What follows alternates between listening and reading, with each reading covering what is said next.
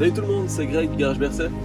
Aujourd'hui, on se retrouve dans un magnifique Land Cruiser, une version style avec le pack off-road. Et c'est la raison pour laquelle on est ensemble aujourd'hui, c'est pour voir le contenu de ce pack off-road et pour vous expliquer un peu comment ça fonctionne. Allez, on y va.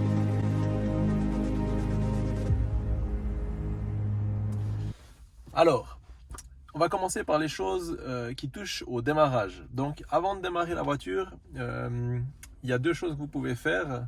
S'il fait très froid, vous pouvez mettre le contact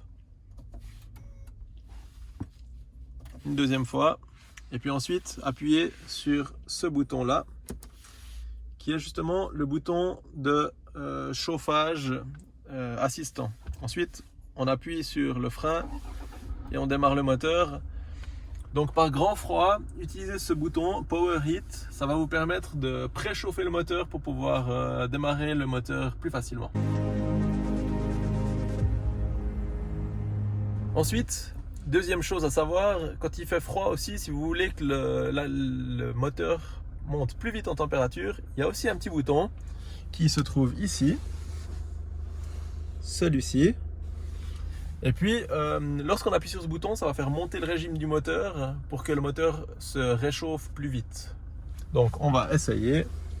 On appuie là-dessus et on voit le contour qui monte jusqu'à environ 1200 tours minute afin de chauffer le bloc moteur un peu plus vite.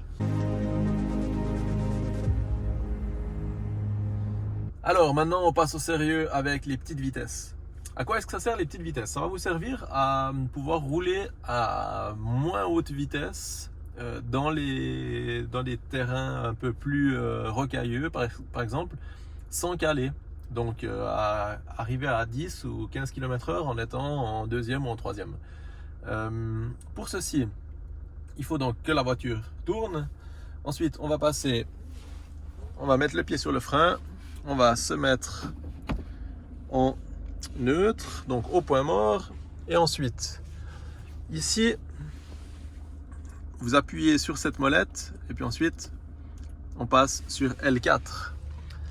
À ce moment là, quand on lâche le frein, on va peut-être entendre un petit clac qui veut dire que les vitesses sont passées.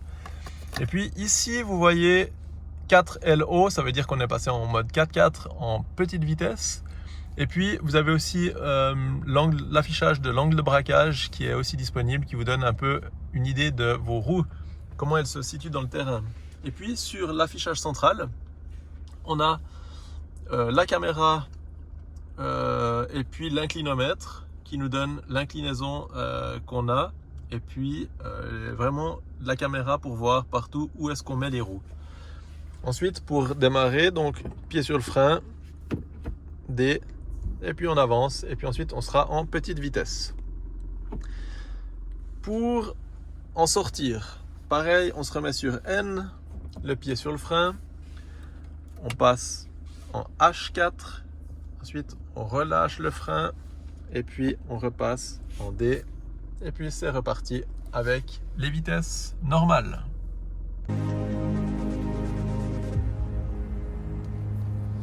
Et voilà, maintenant on va passer à l'explication du MTS, le Multi-Terrain Select, qui vous permet de choisir le type de terrain dans lequel vous allez évoluer. Donc pour ceci, on va faire une fois le test en étant en grande vitesse. Si j'appuie là sur MTS, il va me dire sélectionner L4. Donc d'abord se mettre en L4, donc être au point mort. Ensuite L4, on appuie et puis on se met dans les petites vitesses. Tous les affichages changent. Ensuite, à ce moment-là, on peut appuyer sur MTS. Multi-Terrain Select s'affiche ici à l'écran. Et puis, avec la petite molette qui est là, on peut changer là le type de terrain. Donc, on a différents types, Mud and Sand. Ça, c'est plutôt pour le sable et la boue. Loose Rock, pour tout ce qui est des cailloux qui ne sont pas forcément tenus, donc des sentiers rocailleux. Mogul, ça c'est plutôt pour ce qui est comme des dos d'âne un peu. Rock and Dirt, ça c'est pour quand on est dans des chemins rocailleux, sales. Et puis Rock seulement dans les chemins rocailleux. Ce système MTS, il va adapter la traction sur chaque roue. L'anti-patinage va jouer de manière un peu différente si on sélectionne sable par exemple ou roche. Donc voilà pour tout ce qui est MTS. Pour l'enlever, simplement rappuyer sur le bouton MTS. Hop. Et puis il nous dit que le multi-terrain select a été désactivé.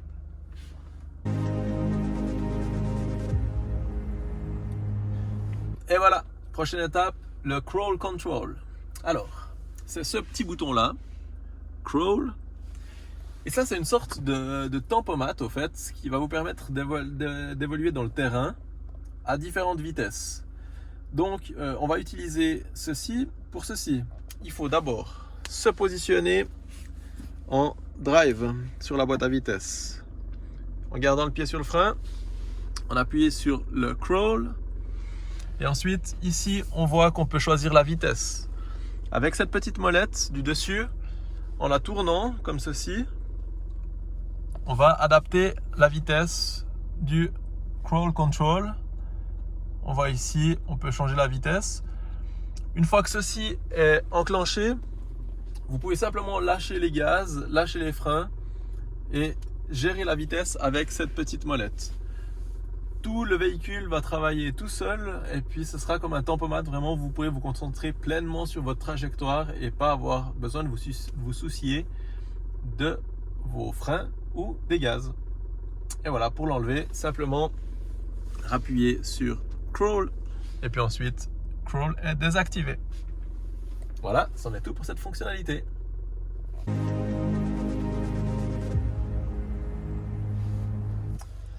Encore une autre fonctionnalité qui est aussi pas mal sur le Land Cruiser, c'est la caméra qui nous permet d'évoluer dans le terrain en voyant un peu le relief autour de nous. Donc ici, vous avez le bouton View. En appuyant sur ce bouton View, on regarde ce qui se passe. On a un aperçu de l'avant du véhicule, donc on voit bien ce qui se passe sous nos roues, plus une vue à 360 degrés. Et puis, si on appuie encore une fois, on voit ce qui se passe sur les côtés, à gauche et à droite du véhicule. Donc si on doit passer à côté d'un gros rocher ou quelque chose comme ceci dans le terrain, pas mal d'utiliser ça, comme ça va vous éviter de rouler ou de mettre les roues à des endroits où vous ne voulez pas les mettre. Et voilà pour cette fonctionnalité.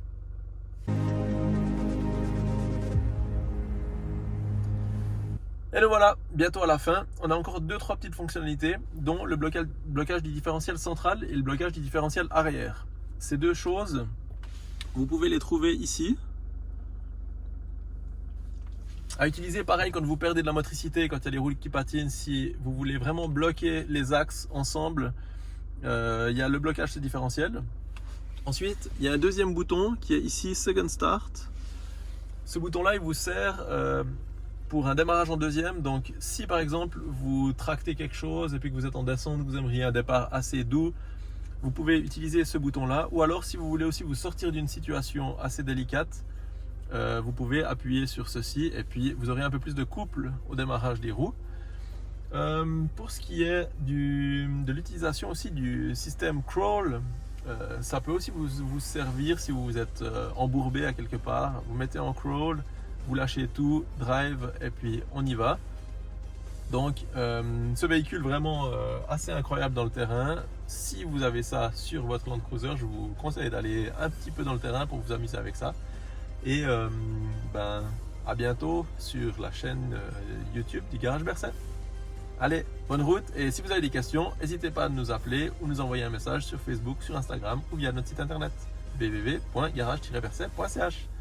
Allez, bonne route et surtout, n'oubliez pas de partir à l'aventure des fois. Ciao!